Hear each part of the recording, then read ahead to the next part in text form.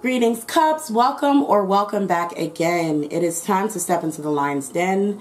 Today, I'm going to be doing a reading on Eden Aries. So I did one on Maddox, and now I'm going to go ahead and do one on Eden Aries. I've shuffled and actually mixed the cards up this time a little more. And so I'm going to see what we get for Eden Aries' personality. What are his most major traits in them? I think I'm going to start switching up the way I do the personality readings a little bit, but that's going to be after this one. So we'll see in the future for what the way I'm going to do personality readings. But anyway, let's go ahead and get started.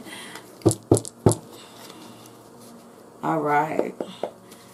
Eden Aries. Okay. Already working on his strongest personality traits. What's Eden Aries' strongest personality traits? What are his most prominent and strongest personality traits? Okay.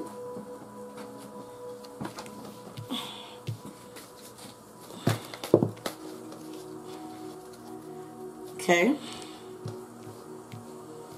Interesting, we have two cards on the side over here. These are in reverse. Oh, well, this is in reverse. Okay. Okay, 7. Alrighty, let's go ahead and start with the first card. So the first card we have Addict. It says helps you recognize and confront addictive behavior. So there may be something that some form of addiction that he may be struggling with or trying to recover from, allegedly for entertainment purposes only. And addiction doesn't have to mean any type of narcotics or anything. It could be anything. But yes, so there is something that he's battling to break himself away from. Right now, he's more on the positive side of that. That is probably the most prominent thing that is going on about, the most prominent thing of his personality right now. So I don't know if whatever this addiction is kind of like, you know, is or was at a point that it was consuming, but it may be something that people kind of in his close circle know him for. Like, oh, well, you know, you may allegedly have this thing that you're dealing with. Oh, I'm going to be careful because I know, you know, you have this thing that you're dealing with, whatever it may be. The next one we have Child, Eternal in reverse. And this says inability to grow up and be responsible. Extreme dependency on others for physical security. Oh, interesting. So this kind of gives me kind of like brat energy, like someone who will say or do things that may end up causing harm or backfiring, and kind of need someone to back them up or defend them because of the actions that they've done. So Eden Aries probably needs to be careful with how he speaks to people, how he interacts with people, just the way he acts. That should probably be something that he should be careful about, because there's a level of maturity that he may not carry with him all the time, and it could potentially end up rubbing people the wrong way. So the next card we have is Exorcist. It says freeing yourself and others from destructive impulses. Again, because like I said, it does seem like he has been struggling with some form of addiction, and that does seem like he's on the lighter side of that, even with Exorcist coming into further push that it's like he's trying to expel or remove this form of addiction from his life. He's trying to kind of curb whatever the appetite is, whatever he's craving, whatever he's into. He's trying to kind of curb those behaviors and those actions. Now we have Lover. Lover is both in the positive and negative. And it says great passion. In the positive, it's great passion and devotion, unbridled appreciation for someone or something. But we also have obsessive passion that harms others, self-destructive devotion. Eden Aries, sorry, that's a spoiler for the next reading. Eden Aries may have be or have a nice kind love language at first, but I do see that it quickly turns to something that can potentially be toxic, so he needs to be very careful with that, kind of getting obsessive with people that he's interested in, and taking things a little too far. It can go from being romantic and being passionate to being obsessive and overbearing. Probably even a potential love bomber. So when he's interested in someone, just be careful of the acceleration, how fast he needs to be careful of how fast he's going into that. Okay? It seems like in all aspects he may have issues with that kind, like not being able to stop or control his wants and how much he goes after it. We have damsel. Again, this is on its side, so it's talking about him having both the lighter and darker attributes of this. And this is understanding the nature of healthy romance inspires you to rely on yourself, like I was saying. Okay, right? But then in reverse, I mean, in the shadow, it's waiting for a knight to provide for you, seduction by romantic illusion. Again, seduction by romantic illusion.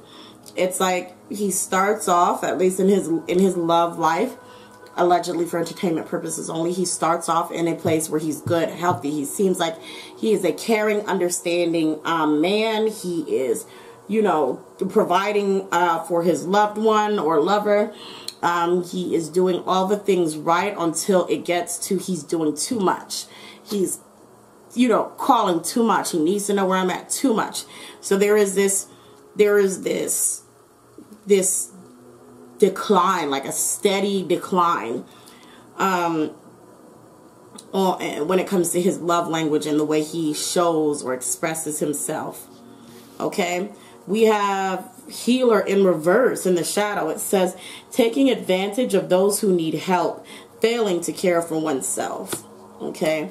So, you know, that speaks for itself, honestly. I'm not going to go too far into detail with that, but, you know, Eden may have some things that he, you know, need to work on, especially given that he, you know, he's in a position of power. Potentially he needs to just be careful on his actions, because that kind of love language or that kind of, let's say, the way that the cards are saying that he may potentially act, plus power, leads to really bad results. It's really bad results. So he needs to really work on correcting those. And even with this child eternally in reverse, he needs to learn how to grow up. He's going to have to grow up out of these bad habits. We have scribe. It says preserving knowledge and information. Scribe also is letting me know, like showing me this him writing and his skills, and a lot of the things, like he's definitely like a learned someone who has developed his skill by hard work and practice, not just it being a gift, but he works and practice to get better and better and better all the time. So that's something that very much stands out. Like he makes sure to try to make sure that his skills are still developing. So that's something that's very that looks very nice. That he definitely works on trying to make sure that his skills do not wane. But that's what we have for Edenary for his personality reading. Just like for Maddox, I will be doing a part 2 for both of them, which is going to be probably an overall reading on how they kind of mesh and intermingle with the AT's members. I'm not sure if I'll do it like, you know, member by member, or if I'll do it like overall with the group. Maybe even both. So there may be a part 3. I don't know. I don't know how I'm going to do it. But I will definitely follow up on both of these readings. So if you're interested in that, please check out my Patreon. It's a $6 entry fee. You come in there. It's so many videos that I've never released on YouTube, and so many of them that have been released, but they're uncut versions, because there are a lot of stuff that I just decide I don't really want to say or post on YouTube. But go ahead and check it out. I offer a lot of different types of readings over there. So if you want to purchase one for yourself or your favorite idol or celebrity, go over there and check it out. Like, this is a personality reading. You can click on that tier on Patreon and then message me when you want your reading, and I'll send it out to you in 3 to 5 business days. So if you're interested in that, please feel free to go check out my Patreon. It's a lot of videos and things over there. So yeah, with all that being said, I hope to see you again next time in the Lion's Den. Bye.